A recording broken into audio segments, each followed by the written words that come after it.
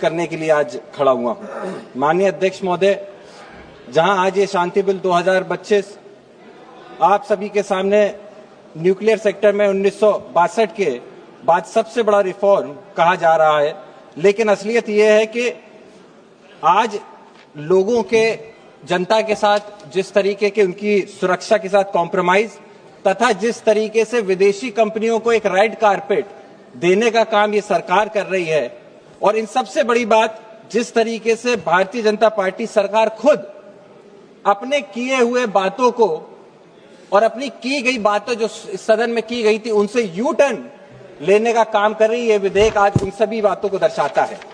अध्यक्ष महोदय, मैं सीधे तौर पे जो इस बिल की सच्चाई, इस विधेयक की सच्चाई है उसके ऊपर चर्चा करूंगा।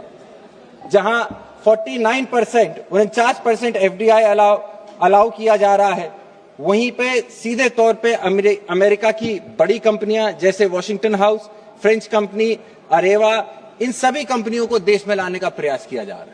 मैं सरकार से पूछना चाहता हूं कि आज अगर हम लोग 49% से 100% तक का एफडीआई अलाउ कर रहे हैं, तो प्रधानमंत्री जी द्वारा जो मेक इन इंडिया की बात की जाती थी, उस बात का क्या हुआ? आज इतने बड़े प्रोजेक्ट्स के अंदर अगर हम लोगों को लेनी है तो हम लोग कुशल उन लोगों से सुझाव ले सकते हैं, लेकिन जिस तरीके से मैन्युफैक्चरिंग और सप्लायर्स को इस विधेयक में पूरी तरीके से कैप देने की बात की जा रही है, इसका भी मैं विरोध करता हूं। अध्यक्ष महोदय, सप्लायर और liability cap, operation insurance coverage जहां 1500 करोड़ का पर इंसिडेंट दिया जा रहा है, लेकिन अगर आप फुकुशिमा दाकाशिनी का त्रासदी देखें तो जापान में जो त्रासदी हुई थी उस समय पे लगभग $1 ट्रिलियन यानी कि 82 लाख करोड़ रुपए का खर्चा सरकार को देना पड़ा था इतनी बड़ी त्रासदी से निपटने के लिए। वहीं पे सरकार इस समय पे 1500 करोड़ रुपए या उतने तक की अगर लायबिलिटी को कैप करने का काम कर रही है, कहीं ना कहीं सप्लायर्स को बचाने की बात सीधे तौर पर की जाती है। अध्यक्ष महोदय, वहीं पे आपने देखा होगा, आपको याद होगा चेरनोबिल का जहां पे न्यूक्लियर डिजास्टर हुआ था, उसको क्लीन अप करने के लिए जहां $700 बिलियन का लॉस सरकार को झेलना पड़ा था, उस सबसे बड़ा मैं मानता हूं आज जिस चीज को हम आप सब झेल रहे हैं, पर्यावरण का नुकसान। न्यूक्लियर डिजास्टर के अंदर एक सबसे बड़ी चीज जो दशकों तक हमने देखी है, जिसका नुकसान हम लोगों ने देखा है, ह्यूमंस को, लोगों को झेलना पड़ता है, वो है डिजास्टर के बाद एनवायरमेंट का नुकसान, जानवरों का जो होता है उनको नुकसान, और किस तरीके से आने वाले समय पे आपने देखा है कि समुद्रों के अंदर भी जो न्यूक्लियर वेस्ट होता है उसको छोड़ के जो समुद्र के जनजीवन होता है उसको भी सीधे तौर पे नुकसान पहुंचाया जाता है। वहीं जब मैं बात करता हूं कि सरकार का टारगेट है 2047 तक 100 गीगावाट कैपेसिटी करना, अभी तक जहां ये 8 गीगावाट तक पहुंचे हैं, वहीं सीधे तौर पे दिखता है कि इसको इन्हें 12 गुना बढ़ाना पड़ेगा। और जब हम 12 गुना बनाने की बात करते हैं तो कहीं ना कहीं सीधे तरीके से सेफ्टी के साथ कॉम्प्रोमाइज होने का भी एक सवाल उठता है। इसको लेकर के हम लोगों ने क्या किया है, इसके ऊपर भी मंत्री जी बताने का कष्ट करें। अब जो सबसे इंपॉर्टेंट है, भारतीय जनता पार्टी के डबल स्टैंडर्ड। अध्यक्ष महोदय, जब विपक्ष में थे तब ये कहते थे कि ये लोग अब क्या ट्रंप को सीधे तौर पे फायदा देने के लिए ऐसा बिल लेके आ रहे हैं। मैं इसीलिए ऐसा कह रहा हूं क्योंकि पूर्व में अध्यक्ष महोदय हमने देखा है कि अमेरिका की तरफ से जो टैरिफ हम लोगों के ऊपर लगाया गया, उसके बाद जिस तरीके का दबाव भारत सरकार के ऊपर बनाया गया, क्या कहीं अंदरूनी तौर पे भारत सरकार ये तो नहीं सोच रही कि ये रेड कारपेट देकर कंपनियों को, अमेरिकी कंपनियों और फ्रेंच कंपनियों को फायदा देकर जिस तरीके का टैरिफ का दबाव ट्रंप बना रहे हैं, उसको कहीं ना कहीं खत्म करने का प्रयास ये सरकार भी अंदरूनी तौर पे कर रही है, ऐसा हम लोगों को दिखाई देता है।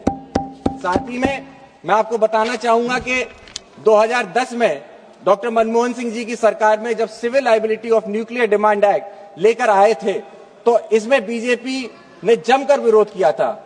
स्वर्गीय अरुण जेटली जी, जो उस समय में राज्यसभा के ऑपोजिशन के लीडर थे, उन्होंने 30 अगस्त 2010 में पार्लियामेंट में यह कहा था कि ऑपरेटर का राइट ऑफ रिसोर्स किसी रिटन एग्रीमेंट पर डिपेंड नहीं हो सकता है। अगर इक्विपमेंट में पेटेंट या लेटेंट डिफेक्ट हो तो सप्लायर की लायबिलिटी होनी चाहिए। इसमें आपको क्लॉज 17B की यूटिलिटी को सप्लायर डिस्ट्रॉय नहीं कर सकता। तो क्या जो conclude उस समय पे 2010 में जेटली जी ने बात कही थी, आप उसको भूल गए? अध्यक्ष महोदय, मैं जल्दी खत्म करना चाहता हूं। बहुत सारे विषय हैं। मैंने आपको कहा कि हम लोग बहुत कम विषय पे चर्चा कर रहे हैं। मेरे साथ कई सारे मेरे सांसद हैं जो इस मुद्दे के ऊपर विस्तृत चर्चा करना चाहते हैं। कई सारे पॉइंट्स हैं जिनको हम लोग नहीं छू पा रहे हैं।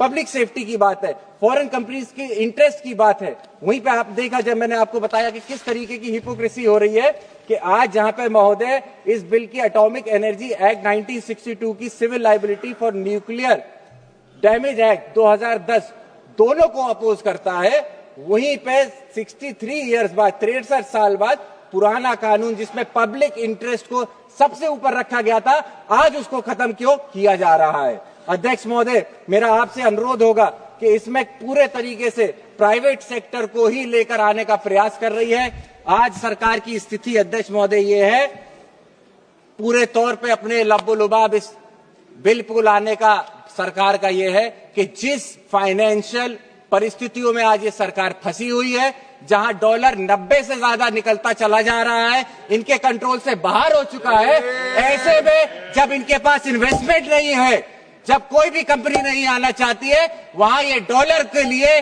और बाहर की कंपनियों को अपने देश में लाके या इन्वेस्टमेंट और अपना जो डेट है उसको क्लियर करने का प्रयास कर रहे हैं। इसीलिए हम सभी समाजवादी लोग इस बिल का विरोध करते हैं और आने वाले समय में पुरजोर तरीके से विरोध करते रहेंगे। बहुत बहुत धन्यवाद। जय समाजवाद। प्रोफेसर सौगत राय जी बोले।